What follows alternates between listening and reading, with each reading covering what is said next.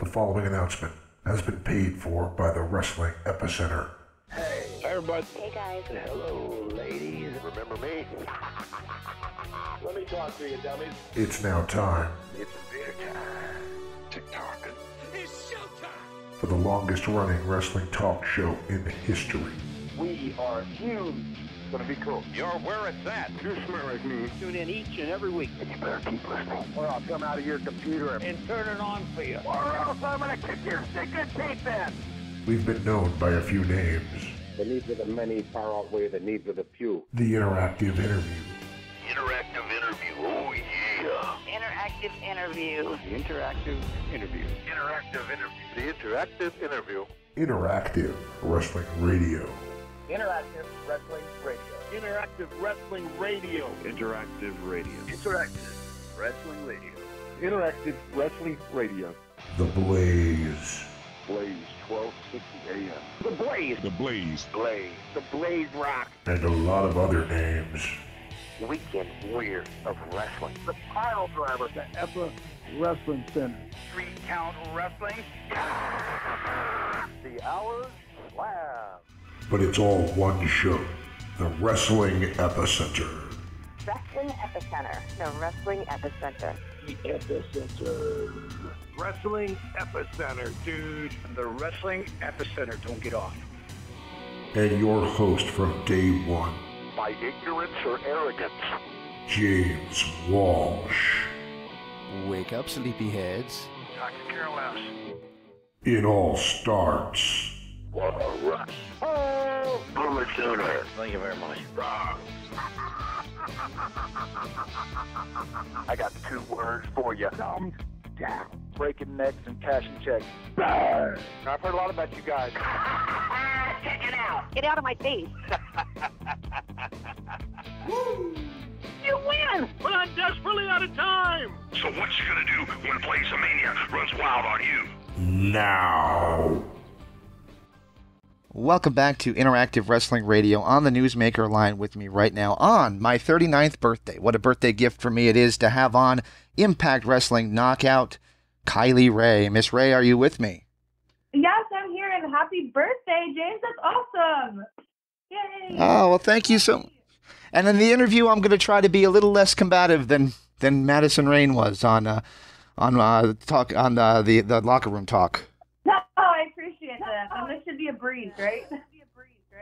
All right. Well, compared to that, anything would have to be. But all right. So I know we saw you about a year ago leading into Bound for Glory and even at Bound for Glory, but it's been about 6 months that you've been with Impact Wrestling full time.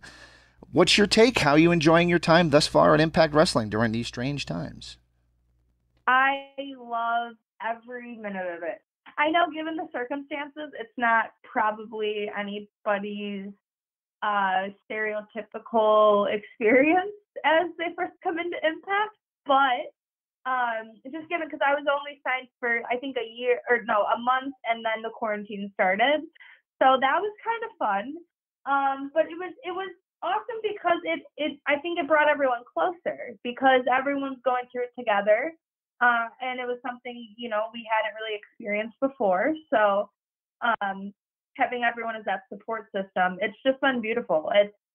I don't have a bad thing to say about it. Like, every time I show up there, it's wonderful and it feels fun and it's never hard. Like, it's hard, but like it's not hard in a sense where I've had jobs where I'm staring at the clock and I can't wait till it hits 5 o'clock so I can go home and lay on the couch. So it's hard in a way where it's fulfilling and challenging, but it's not hard in a sense where it's mentally draining and I feel like the soul is being sucked out of me because I'm sitting at my desk selling insurance for 50 hours a week. And that's the true story. Like, I was for 50 hours a week, I was sitting at a desk selling insurance and it was just miserable. It was fine and like everyone at the office was fun, but like being able to like wrestle, that's the true love. Awesome. And you mentioned wrestling, and Wrestle House was the main show that you were a part of for the past couple of months. And I got to be honest with you, when it first started, I didn't know how to take it. And about halfway through its run, I got to tell you, I came to love this thing because all the characters were just so massive and so clearly defined and so fun, and I loved it. What did you think of Wrestle House, and did you like being part of something like a reality show? I loved it. It was amazing. Even filming it was fun because we were all there. It was, we were in Nashville in the middle of August. It was, 100-degree weather for 3 days, and it was, we were all together in it, and it like I can't thank Impact enough because it was such a learning experience for me because we were able to, we just discussed this on another podcast where we were able to see so many layers of characters that maybe we wouldn't be able to just see during a match. So, I learned a lot about Kylie and like pulling back the next layer of her and, how in depth she can get. And that's something I struggled with for many years. So, the Wrestle House, I think I would like to guess I'm not the only one who feels that way because I thought I was biased and I was enjoying it a little too much. But then once I started asking people, of course, there's everybody who or there's anybody with new things they might not really appreciate or gravitate towards. But then it seemed for the most part, people were pretty much well receptive of it. So that was nice. It was very nice. I loved it. I almost thought they should have just made that the whole show for a little while. Just do the whole thing as Wrestle House for make Impact Wrestle House the whole run for a little while there during the pandemic, especially because it was so entertaining. Right. Hey, I've heard there may be a Wrestle House in the future, so you never know. Maybe next year. Very cool. Josh Matthews gave me a quote a few years ago, and it stuck with me. And he said that one thing Impact Wrestling does is they make great movies, and that kind of speaks to what Wrestle House was. Have you ever thought about, acting, and how has the challenge of been acting rather than just wrestling been with your time in Impact? Let's see. So when I first started wrestling, I will say I didn't realize how much of acting and theater went into wrestling and how really little of just pure wrestling goes into wrestling.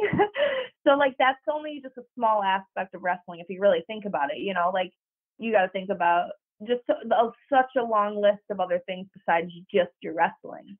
So yeah, I would say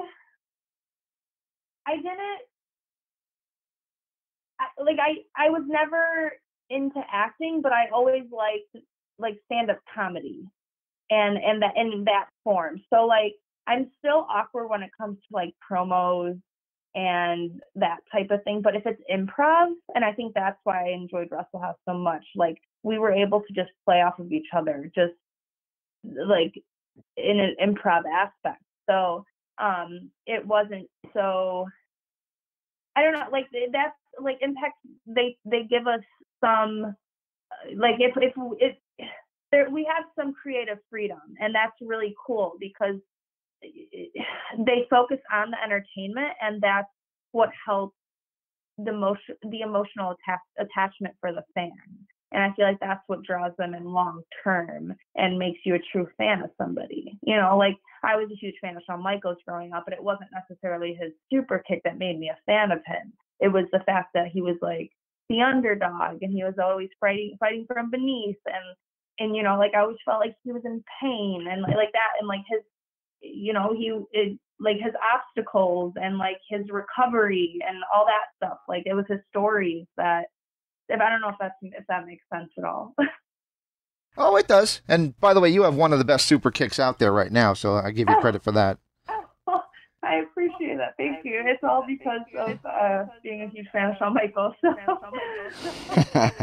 All right. So I mentioned your appearance on Locker Room Talk, even though I couldn't say Locker Room Talk earlier for some reason.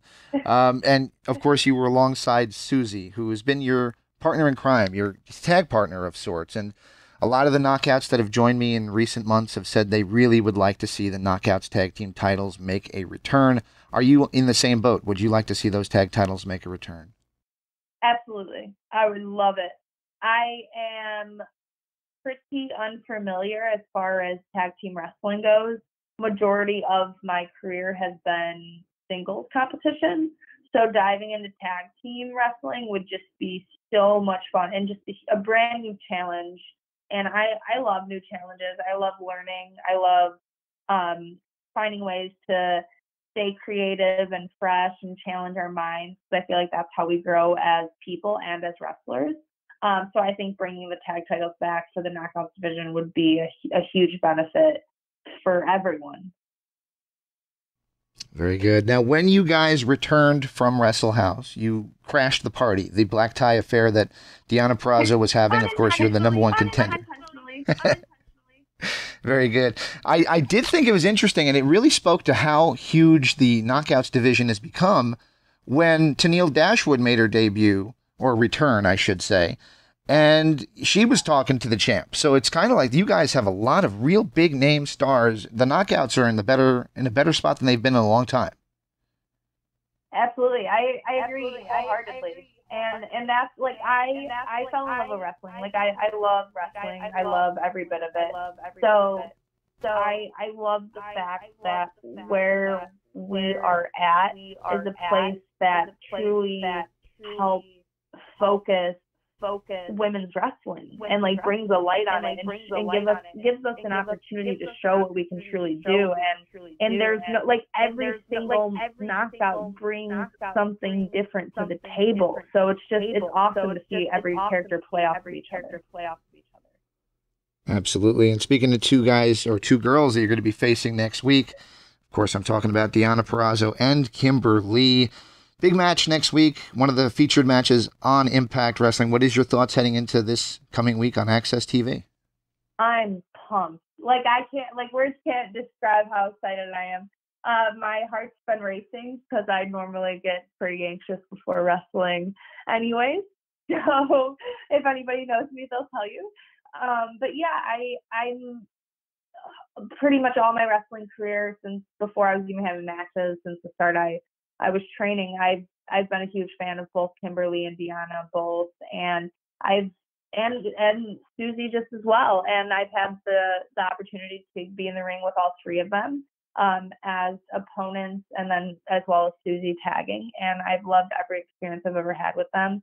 And I think Miss Susie Q, she's really progressing. She's starting to take her own. So I think she's going to be able to handle herself. So I think she's going to be carrying me on her back this time. So I'm pretty pumped. I think it's definitely a match you don't want to miss this Tuesday. Very good. We love to spread the love around here at the Wrestling Epicenter. And last interview I did with an Impact person was Ethan Page, and he had nothing but glowing things to say about you. In fact, he said if Impact ever did get back into the intergender game, he would love to get in the ring with you, and threw that out there as a dream opponent of sorts. Any kind words you want to say back to Ethan Page?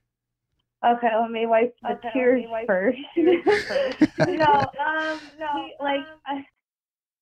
I can't. Words can't describe how much Ethan Page means to me, and that's not just on a wrestling level. That's a personal level, and even family level. Just the respect I have for him as a performer, and then as a father, as a husband.